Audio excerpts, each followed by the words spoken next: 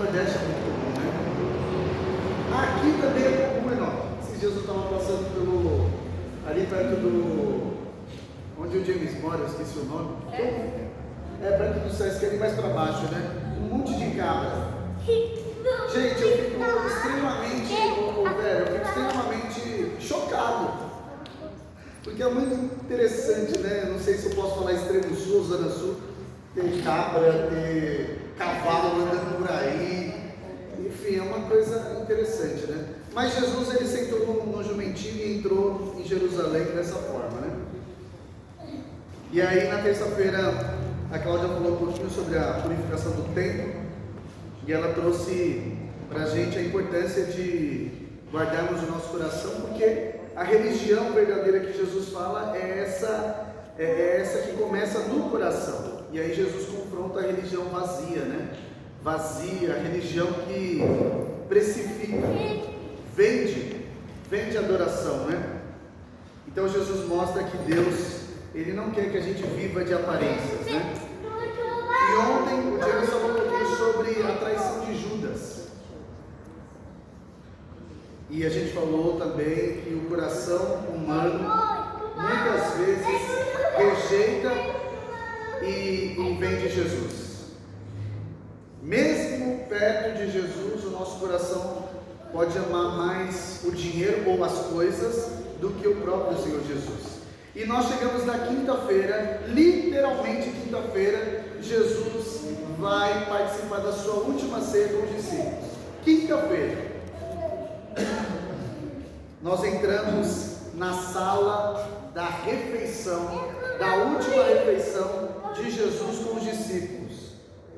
Interessante, gente, que João não vai falar nem do pão, nem do cálice. Interessante, os outros evangelistas vão falar sobre o pão e sobre o cálice. Por quê? Porque João tem um objetivo. Ele quer mostrar para a gente que o Rei dos Reis, ele não apenas senta no jumentinho, ele não apenas confronta os religiosos, mas o Rei dos Reis agora vai fazer algo chocante, algo extraordinário. O Rei dos Reis vai tirar a capa, pegar uma toalha e começar a lavar os pés dos discípulos. Por que isso é chocante? Porque naquela época, no Oriente Médio, as pessoas não se sentavam como a gente, não tinha cadeira, não tinha uma mesa como nos nossos dias, né? Uma mesa alta, que a gente pega as cadeiras, senta e a gente só vai ter o quê? A gente só vai ter os olhos das pessoas daqui para cima, né, Ivonete? Da cintura para cima. Naquela época, eles tinham que se reclinar em almofadas. Então eles sentavam, a mesinha era pequenininha, eles sentavam e os pés ficavam expostos uns para os outros. Por que eu estou dizendo isso? Porque Jerusalém, eu acho que só a Dani que foi para Jerusalém, daqui das pessoas, né? Daqui da gente, do nosso grupo. Jerusalém, ela é uma cidade que faz parte, de certa forma, do deserto. Então o que tem no deserto? Muita areia, muito pó. As pessoas tinham chulé naquela época. E elas não tinham tênis como a gente tem. As pessoas usavam essas sandálias aí, igual do bem. Essas sandálias assim. É isso aí. A sandália, eu brinco que eram sandálias do Hércules. Já assistiram o Hércules? O Hércules usava aquelas sandálias, é mais ou menos as sandálias que eles usavam. Então as ruas eram empoeiradas, sujas, animais para todos os lados, burros, vacas, bois.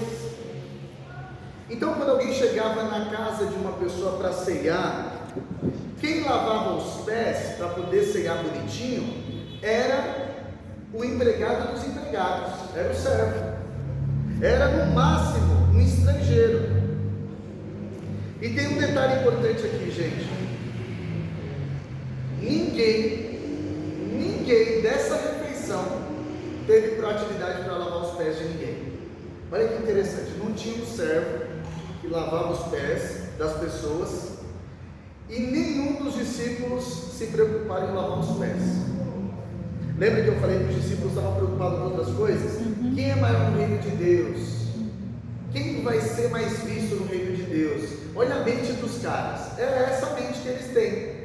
Eles não estão preocupados quem vai lavar o pé de alguém, até porque lavar o pé de alguém era o serviço mais insignificante. Aí imagina Pedro, João, você acha que eles iam se preocupar com isso? De jeito nenhum. E a gente não pode perder de vista que Jesus era chamado de mestre. O mestre vai lavar os pés dos discípulos. Olha a realidade, a realidade da última ceia, gente. O trabalho de um escravo, de um estrangeiro, era lavar os pés dos convidados. Então a gente tem esse cenário, tá bom? A gente tem esse cenário, a gente imagina como é que estava a situação. E a gente tem que imaginar a cena também. Aquela cena daqueles retratos bem bonitos. A dona Silvina tem um, né? De Jesus no meio, os discípulos do lado ali, ceando, participando da ceia. Mas ninguém se levantou para servir. Ninguém. Todo mundo sentado. Ninguém se levanta para servir. Ninguém tem uma proatividade. E aí começa a grande cena que vai roubar até a cena da ceia. A grande cena é o rei se levanta. Essa é a cena maravilhosa, gente. Imagina todos nós aqui, Jesus está com a gente e a gente sabe, tem que lavar os pés dos convidados. Ninguém se coloca à disposição e a gente está pensando quem é maior no reino de Deus. Quando a gente chegar lá, quem vai ganhar um maior galardão, quem fez mais boas obras, e a gente está conversando. De repente Jesus levanta e a gente pensa, o que ele vai fazer? Aí ele vai pregar. Não, ele vai começar a dar um sermão. A gente vai começar a pensar, né? Jesus vai pegar o vinho, ele vai colocar na mesa. Queria que vocês imaginassem. Jesus não fez absolutamente nada disso. A Bíblia diz que Jesus começou a sua narrativa dizendo o quê? Que era um pouco antes da Páscoa, que o Pai já tinha estabelecido o tempo exato, o momento exato, e que Jesus, olha que lindo, irmãos, no versículo 1, que Jesus havia amado os discípulos e amado até o fim. Eu fico pensando, gente, nessa cena, eu tento me colocar nessa cena. Os discípulos preocupados, amedrontados, pensando um montão de coisa, não tem ninguém para lavar os pés deles, e Jesus levanta sendo mestre, sendo rei, e a Bíblia diz que Jesus os amou e os amou até o fim. Essa expressão de amor, de amar até o fim, ela é muito significativa. Eu queria que você imaginasse o amor que você tem pelo seu filho, pela sua filha, pelo seu marido, pela sua esposa. Esse amor que extrapola limites. Esse amor que vai até as últimas consequências. Esse amor que vai até o extremo. Esse amor que vai até o último suspiro. É isso que João está querendo dizer para a gente. Jesus os amou e amou até o fim. Jesus já está pensando lá na cruz. Porque o amor de Jesus é diferente do nosso. A gente ama, muitas vezes, dependendo das nossas fases. Dependendo de como está o nosso humor. Dependendo de se a pessoa tem nos dado a devolutiva para a gente amá-la, devolutiva positiva. Mas a Bíblia diz que Jesus amou e amou até o fim. É um amor sacrificial. Não depende das fases, não depende se eles lavaram os pés uns dos outros, entendeu? Depende da graça e da bondade de Deus. Vamos aprofundar mais? Jesus amou até o fim. Jesus sabia que ele ia lavar os pés dos discípulos? Sim ou não? Sim. Jesus sabe de 3 coisas naquele momento, Enoque. Jesus sabe que ele vai morrer. Primeiro ponto importante: Jesus sabe que ele vai morrer. Segundo ponto, Jesus sabe que Judas vai traí-lo. Jesus falou que Judas já estava possuído por Satanás. Jesus sabe que Judas vai traí-lo. Jesus sabe que Pedro vai negá-lo. Mesmo assim, Jesus ama. Mesmo assim, Jesus ama. Agora você imagina, se coloca no lugar de Jesus. Você sabe que tem gente aqui que vai te negar, que vai te trair.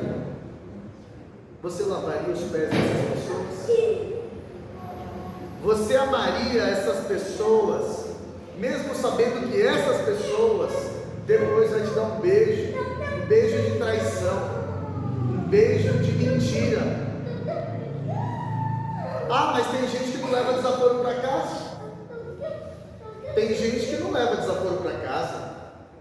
Tem gente que se esbarrar em você sem querer, você já perde o dia já. Por quê? Porque o nosso amor é limitado, é falho. Como eu falei, o nosso amor depende de fases. Se eu acordei num dia bom, pelo amor de Deus, mulheres, pelo amor de Deus, só entenda aqui uma coisa: o nosso amor não é definido pela nossa TPM. Porque às vezes a gente usa da TPM para despejar um montão de coisa na vida das pessoas. E nós, enquanto homens, às vezes a gente usa artifícios para também despejar um monte de coisa nas pessoas. Por quê? Porque o nosso amor às vezes é definido pelas nossas fases. Se a gente esperar a nossa melhor versão, nós estamos perdidos. Porque a Bíblia nunca falou para a gente amar na nossa melhor versão. A Bíblia falou para a gente carregar a nossa cruz, negar a nós mesmos e seguir a Cristo. Isso é escandaloso, não é verdade? Isso isso penetra nas nossas entranhas. Nós normalmente amamos assim: enquanto a pessoa me corresponde, ela merece. Mas Jesus ama quem falha. Jesus ama quem vai negar. Jesus ama quem vai fugir. Quando a gente olha para a cruz de Jesus, a gente vê a maior prova de amor. Sabe qual que é a maior prova de amor? Na cruz de Jesus, é que esse amor não depende da dignidade de quem recebe esse amor. Em outras palavras, esse amor é independente do que nós fazemos. Independente se a gente tem uma dignidade ímpar, independente se a gente faz isso ou faz aquilo, Jesus nos ama e ponto. Ele sabe quem Ele é. Às vezes nós pensamos: Senhor, eu estou falhando demais, Senhor, eu estou pecando demais, mas Jesus está aqui essa noite para lavar os nossos pés. E eu não estou falando literalmente não. Então descansa seu coração. Se você tem um coração pecador assim como eu, se você errou hoje, se você falhou hoje, se você pecou hoje, Jesus está aqui nessa noite para lavar os nossos pés, porque Ele conhece o nosso coração. Ele sabe que a gente falha, Ele sabe quem Ele é. E aí esse rei que se levanta, esse rei que sabe quem vai trair, sabe quem vai fugir, esse rei que sabe quem vai negá-lo, esse rei não só levanta, mas esse rei agora se ajoelha. A partir do versículo 3, Jesus sabia que o Pai havia colocado todas as coisas debaixo do seu poder, e que viera de Deus e estava voltando para Deus. Assim, levantou-se da mesa, tirou sua capa e colocou uma toalha em volta da cintura. Depois disso, derramou a água na bacia e começou o quê? A lavar os pés dos discípulos. Ele se ajoelha. Ele vai agora para uma parte do nosso corpo, como a gente brincou no início, que não é tão bonitinha assim, que não é tão cheirosinha assim, que não é tão atrativa assim, que são os nossos pés. Ele vai para essa parte. A palavra de Deus diz que Deus, olha só, irmãos, Deus havia dado todas as coisas para Jesus, e que ele tinha vindo de Deus e voltaria para Deus. O que isso está dizendo para a gente? Que Jesus sabe quem ele é, certo? Ele foi enviado por Deus e ele vai voltar agora para Deus. Ele sabe quem ele é, e ele sabe quem ele é, e é por isso que ele serve. É justamente por isso que ele serve. Isso é um princípio poderoso para a gente, irmãos. Poderoso. Quem sabe quem é Deus não precisa provar nada para ninguém.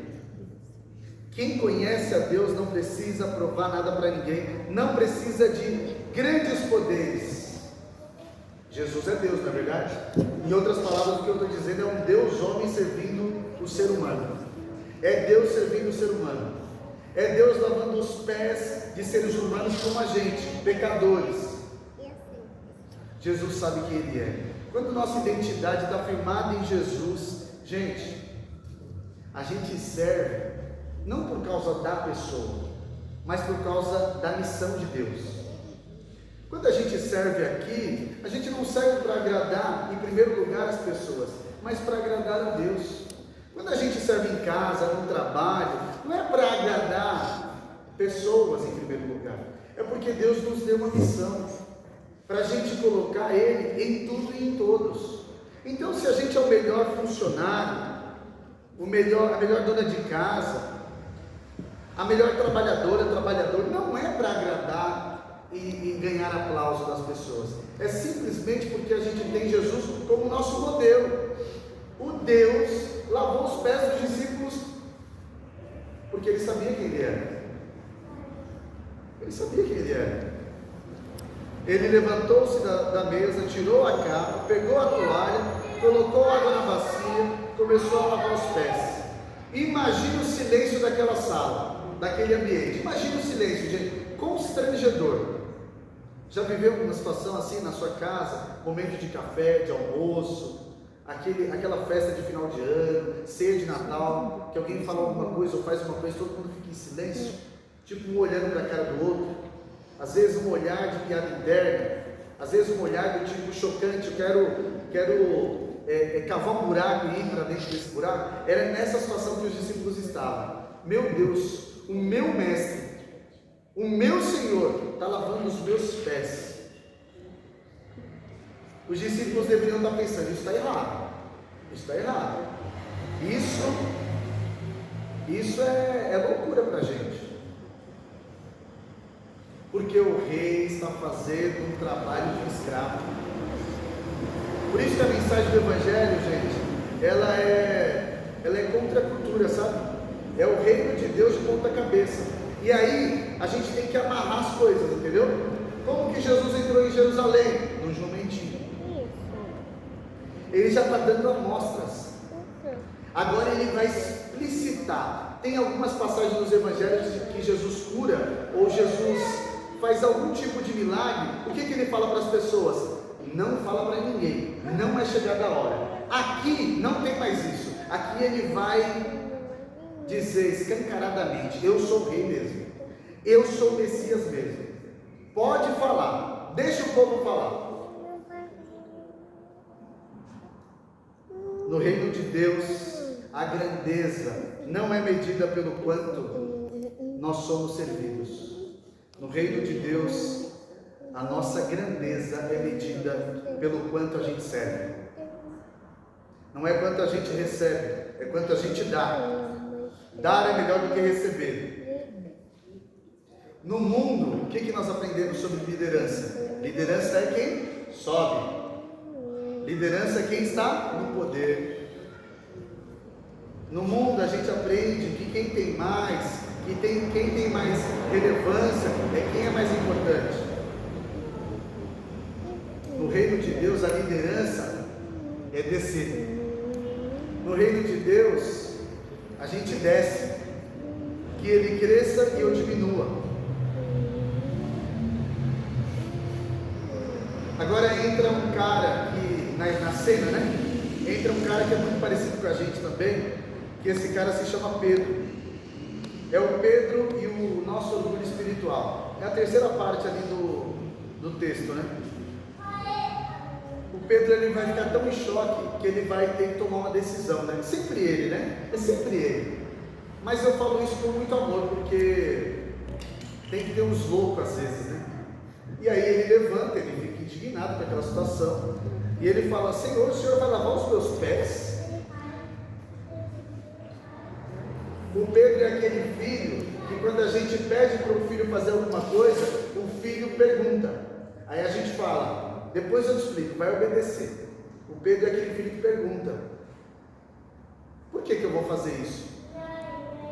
Pedro perguntou para Jesus: por que você está fazendo isso? Isso não faz sentido, Senhor.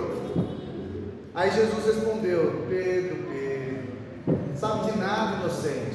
Se eu não fizer isso, você não vai ter parte comigo. Aí o Pedro, como ele é radical, 880, ele é esse cara, entendeu? Mestre, é você?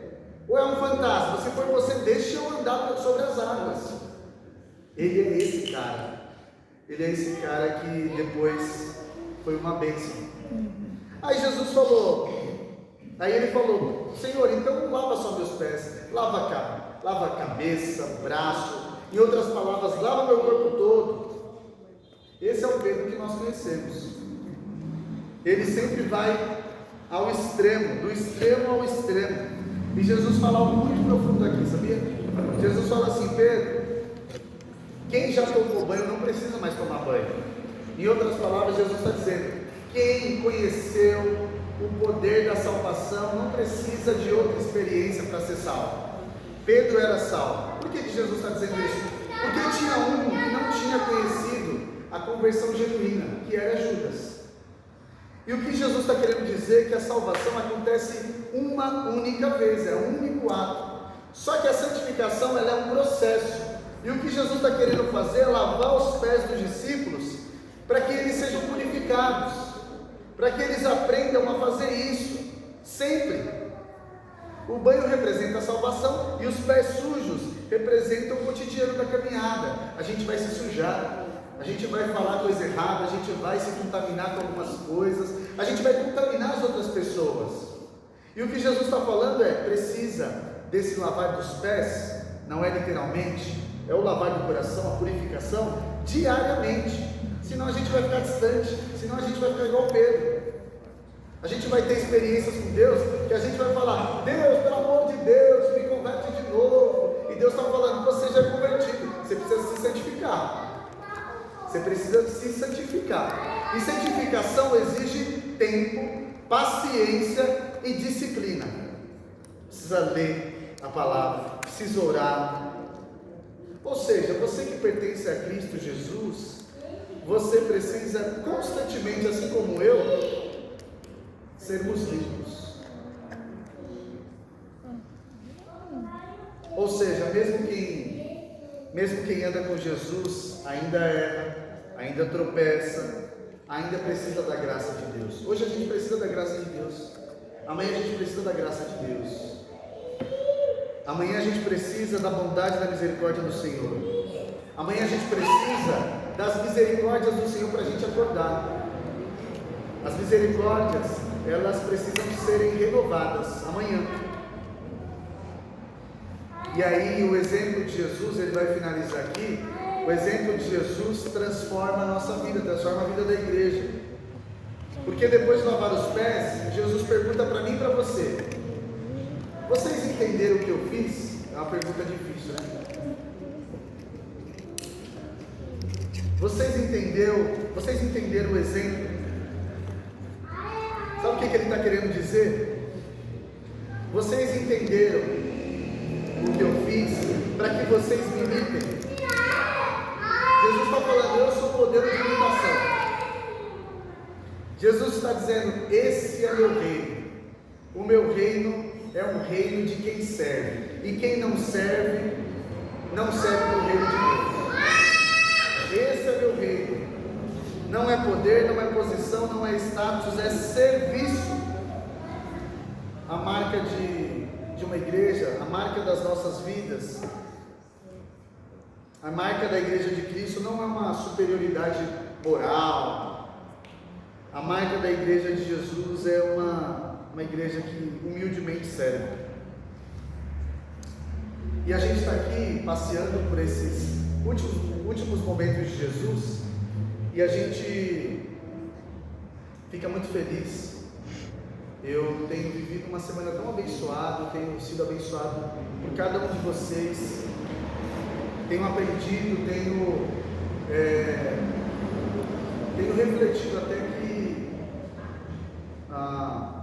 até que de maneira profunda sobre essa semana. É uma semana muito especial, mas é uma semana especial porque nós estamos juntos aqui, sabe?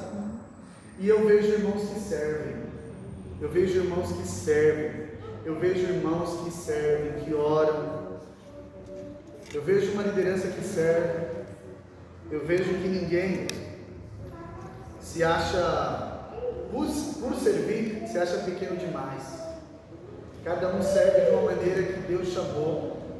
Deus nos coloca em situações para que a gente sirva. Mas esse serviço não é só pregar e cantar e tocar. Talvez seja ajudar alguém nos bastidores, talvez seja amar alguém que precisa ser amado, talvez seja ajudar alguém a atravessar a rua, talvez seja isso, talvez seja estender o ombro amigo, ouvir, cuidar de alguém, enfim, arrumar as cadeiras, organizar amanhã, porque amanhã a gente vai ter um cafezinho na vigília, ou organizar para domingo. Enfim, tem tanta gente que não veio aqui, mas está servindo, sabe? Nos bastidores. Então eu creio que a nossa igreja tem lavado os pés uns dos outros. Eu creio que a nossa igreja tem lavado os pés e tem feito a diferença.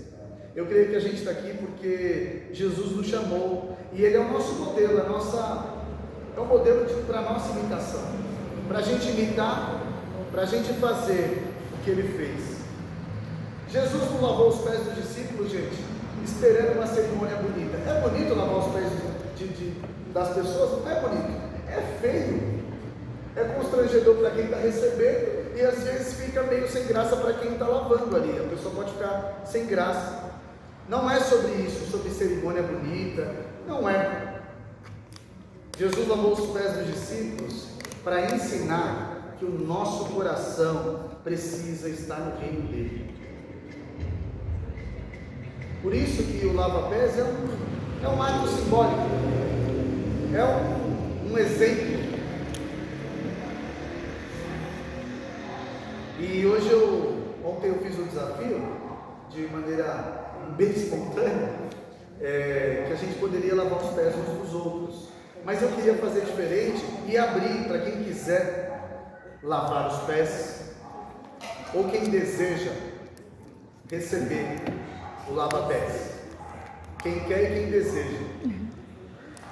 Eu queria fazer esse ritual com pelo menos 2 pessoas aqui, mas não é como cerimônia, é como um lembrete da última ceia de Jesus. É um lembrete, apenas isso, é uma memória, sabe? Poxa, eu queria tanto ter presenciado isso, queria tanto ter visto a cena de perto. A igreja de Jesus é uma igreja que serve, e a gente vai receber gente talvez amanhã, talvez no domingo, e que a gente lembre disso, sabe? Que a gente ame. Hoje é comemorado o Dia Internacional da Conscientização do Autismo. A gente tem o Ben aqui, a gente tem o Caio, e eu creio que a gente tem amado, eu creio que a gente tem aprendido e amado as famílias também, e essas famílias têm nos ensinado. Isso é lavar pés uns dos outros, é paciência, é cuidado, é amor, ninguém fica de fora, todo mundo está lavando os pés uns dos outros. Quando a gente de repente exclui, aí a gente perdeu essa percepção. Então, assim como Cristo nos serviu, nós somos chamados a servir uns aos outros. E eu queria pedir, por favor, então, se alguém puder, só colocar um pouquinho de água aqui nessa bacia, que eu queria chamar. Eu queria chamar até aqui à frente a dona Silvina, que eu queria lavar os pés da senhora, se a senhora permitir. Pelo amor de Deus, eu não quero deixar ninguém constrangido. O seu Valdir está de tênis, mas ele vai pensando se ele deseja ou não, tá bom, senhor? Não, está tranquilo. Então a dona Silvina, eu trouxe a toalha da dona Silvina. E aí eu vou abrir, tem outras bacias, se vocês quiserem depois encher um pouquinho de água a sua bacia, e aí fica à vontade se você quiser lavar o pé de alguém, os pés de alguém da dona Silvina. Amém. Amém, dona Silvina. Obrigado pela sua memória tão, né? Memória de elefante. Uma bacia azul assim. Aquela bacia eu lembro. Mas hoje eu peguei uma maior. Mas eu queria deixar esse tempo tão especial aberto pra gente, tá bom? Vem. Você quer lavar os pés? Vem cá, Bê. Quer lavar o pé de quem? Ele quer lavar o dele. Você quer que tá. Cadê a Chloe? Chama o Ben também. Vou chamar a Chloe. Vem cá, ô Ben. Vou chamar a Chloe.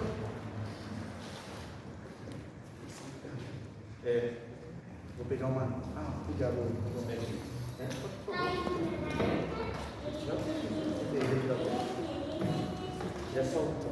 Fica à vontade, gente.